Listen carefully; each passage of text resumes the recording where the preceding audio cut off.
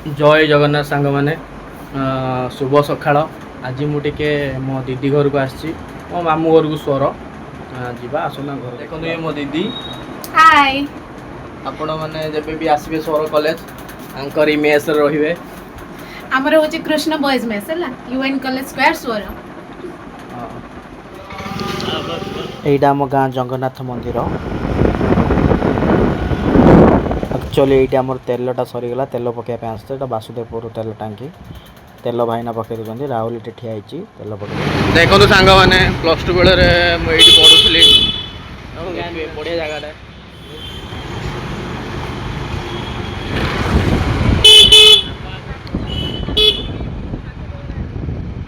यही कॉलेज रे किए पढ़ी कमेंट करूँ।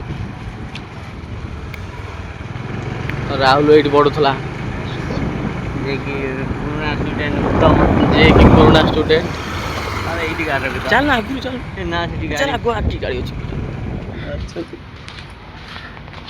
एठी आमे रहथुलो आगुरु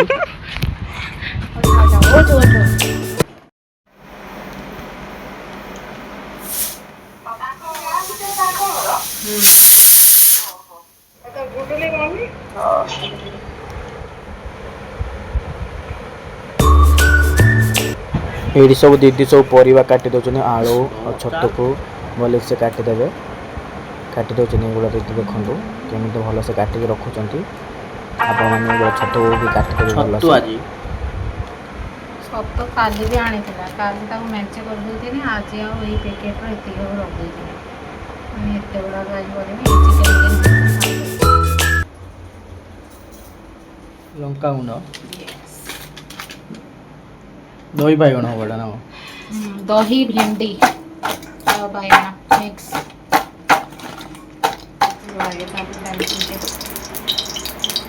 तेल पकईदे बेटा दही बाइगण पाई ना कौन बैगण फ्राए करदे काटिदेवे बीट लुण पकईदे बीट लुण पकई गोलईदेवे दहीटा टेस्ट बढ़िया चीनी पकईदे दही भल भाव फेंटी देवे।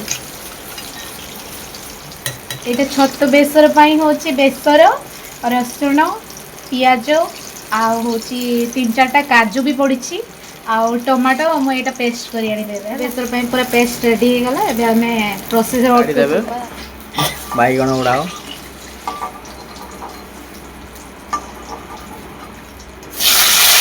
अबे भेंडी भाजी नवा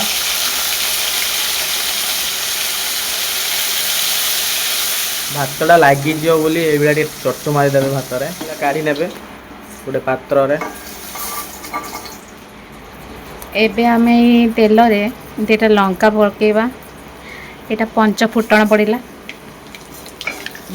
एबे हमें भुसंगा पत्र पकेला फुटीबा आस्ते पकेबा लंका आ टिके जीरा गुंड बस दही बाइगण पे छुंक प्रस्तुत हो गला दहीटा को ढाली दबा दहीटा को ढाल दबा छुंकटा को ढाल दबा छुंकटा को दही रे ढाली दबा एटा ठंडा करी के हमें ढालुचे ठंडा तो कलनी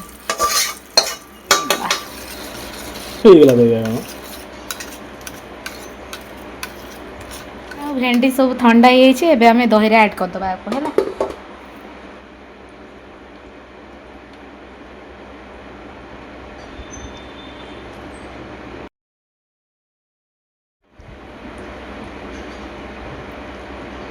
प्रस्तुत हो गला एबे हमें लेड मारिक रखदबा खाइला बेले देखाबा कौन करिवो ये डालीटा को छुंक दबा एबे एथरा हमें लंका पके देबे जीरा फुटण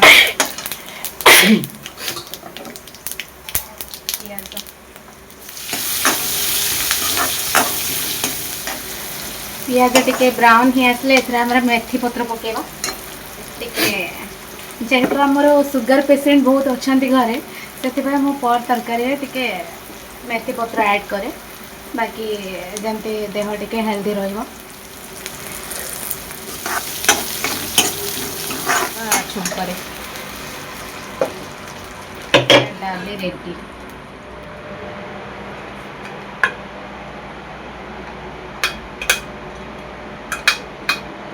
एबे हमें छतु बेसर प्रस्तुत करवा से फास्ट तेल नहीं गली गड़े ଏବେ ଲଙ୍କା ପକେଇବୁ, ଜିରା ଟିକେ ପକେଇବା। ଏଗୁଡ଼ା ଗୋଟେ ଭଲସେ ଗୋଳେଇ ଦେବ। ପିଆଜଟା ଟିକେ ବ୍ରାଉନ୍ କଲର୍ ହେଇ ଆସିଲେ ତାପରେ ଆମେ ବେସର, କାଜୁ ଆଉ ଆମର ଯେଉଁ ଟମାଟୋ, ଅଦା ରସୁଣ ପେଷ୍ଟ ତାକୁ ହେଉଛି ପକେଇବା। ଏବେ ଆମେ ଏଥର ବେସର ପେଷ୍ଟଟା ଢାଳିଦେବା।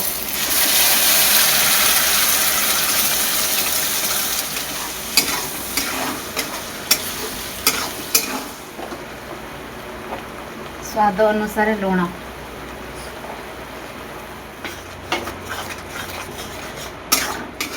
ଏବେ ଆମେ ଏଥିରେ କିଛି ଗୁଣ୍ଡ ମସଲା ଦେଇଦେବା।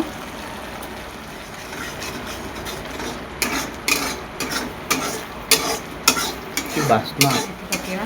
କସ୍ତୁରୀ ମେଥି ପକେଇବା। ସବୁ କଞ୍ଚା ପକେଇବ।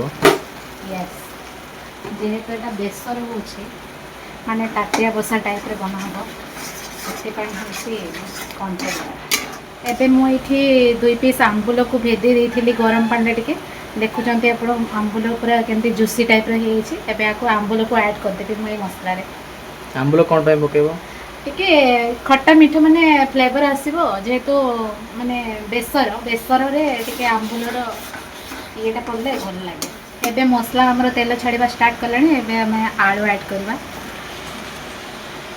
ଆଳୁଟା କିଛି ସମୟ ସିଝିଗଲା ପରେ ତାପରେ ଯାଇକି ଆମେ ଛତୁ ଆଡ଼୍ କରିବା। ମୁଁ ଏଠି କଞ୍ଚା ଛତୁ ନେଉଛି, ଆପଣମାନେ ଚାହିଁଲେ ବି ଛତୁକୁ ଭାଜିକି ନେଇପାରିବେ।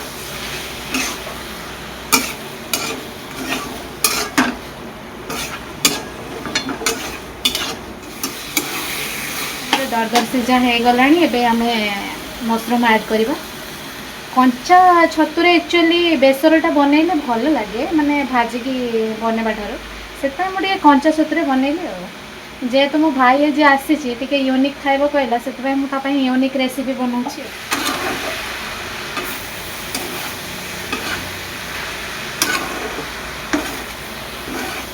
ଆକୁ ଧିମା ଆଞ୍ଚରେ ମାନେ କିଛି ସମୟ 10 ମିନିଟ୍ ଲିଡ୍ କରିବା, କିନ୍ତୁ ମଝିରେ ମଝିରେ ଘାଣ୍ଟିବା ହେଲା।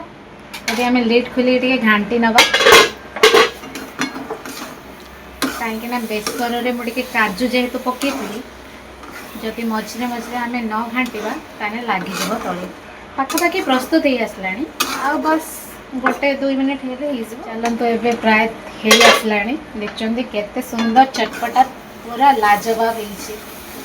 ଏବେ ଆମେ ତାକୁ ଗୋଟେ ସର୍ଭିଂ ବାଉଲ୍କୁ ବାହାର କରିନେବା। ହେଇଗଲାଣି, ମୁଁ ଏଠି ଗ୍ୟାସ୍ ବନ୍ଦ କରିଦେଲି। ଏବେ ନେଇଯାଉଛି।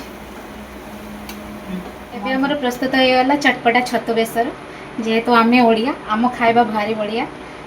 ଚାଲନ୍ତୁ, ଏବେ ରହିଲି, ବାଏ ବାଏ। ପୁଣି ଦେଖା ହେବ ନେକ୍ସଟ ଭିଡ଼ିଓରେ। କେତେ ଆଇଟମ୍। ହ୍ୟାଲୋ ଗାଇସ୍,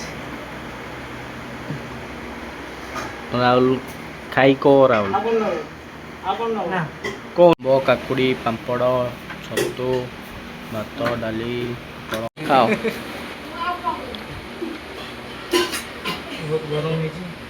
ବହୁତ ଗରମ ହେଇଛି। ଭଲ ହେଇଛି ନା ରାହୁଲ?